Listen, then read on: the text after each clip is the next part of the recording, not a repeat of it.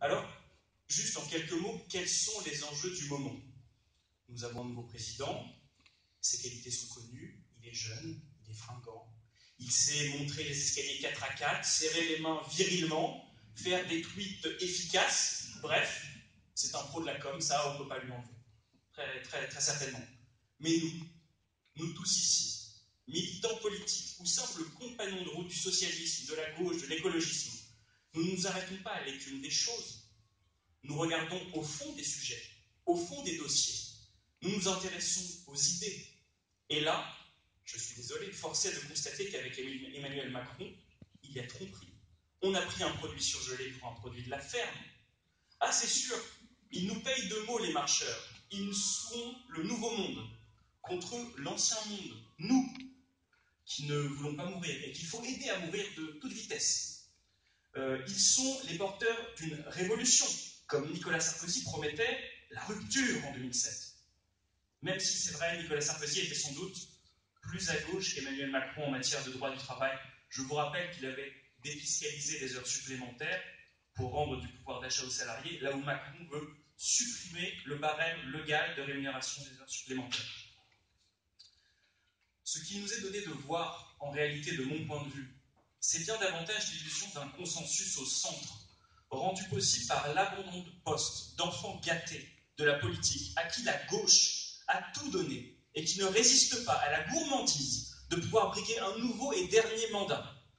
Nous sommes aujourd'hui dans une ville, dans la ville d'un homme, pour lequel certains d'entre vous ont milité, ont donné de leur temps et de leur personne, qui a gagné les élections grâce à une coalition composée de communistes, d'écologistes et de socialistes, et qui a fait le choix de ne pas remettre son mandat en jeu lorsqu'il a décidé de quitter avec fracas le Parti socialiste.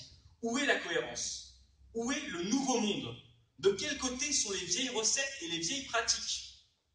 Si nous revenons juste un instant sur le fond des sujets, on s'aperçoit que le projet économique d'Emmanuel Macron est un projet qui est contraire à notre histoire, à nos valeurs. Derrière le vocabulaire de la libération des énergies, il y a la remise en cause de tout un siècle de combats et de lois qui ont permis de domestiquer, pas à pas, le capitalisme pour le mettre au service de tous les Français. Ce que propose Emmanuel Macron, ça a déjà été expérimenté ailleurs, dans les pays anglo-saxons, aux États-Unis, en Angleterre et en Allemagne. C'est la levée des protections entourant le contrat de travail pour créer de l'emploi. C'est ce que Jaurès appelait avec malice le renard libre dans le poulailler libre. Mais que voit-on dans tous ces pays? En effet, une baisse du chômage, mais qui se paye au prix d'une explosion des inégalités, des sociétés malades, en colère, paupérisées, qui font le choix de Trump et du Brexit. Et pour la société allemande, une société où il y a des mini-jobs payés 450 € par mois, occupés le plus souvent par des femmes, dans une société bloquée sur un modèle patriarcal, dont la natalité est en panne. Il y a un contresens, de mon point de vue, total d'Emmanuel Macron sur l'État social français, dont il veut réduire la voilure. Cet État social, c'est notre meilleure arme contre la montée des populistes, notre meilleure arme.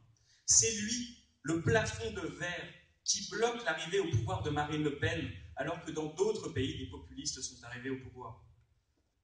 Et finalement, en contrepoint de ce programme, une politique de gauche, c'est ce qui s'assied naturellement. Elle consiste à chercher à financer ce modèle social, en luttant au niveau national et européen contre l'exil fiscal, qui coûte au pays 80 milliards d'euros par an, soit un montant qui est supérieur à notre déficit. Elle consiste à peser pour réorienter la mondialisation, qui met aujourd'hui en concurrence des pays qui respectent des normes sociales et environnementales élevées, comme la France, avec des havres de pollution et des Far West sociaux. Cela implique, bien évidemment, de refuser les traités de libre-échange de nouvelle génération, comme le CETA et le TAFTA, auxquels le président de la République actuelle est favorable, au moins pour le premier.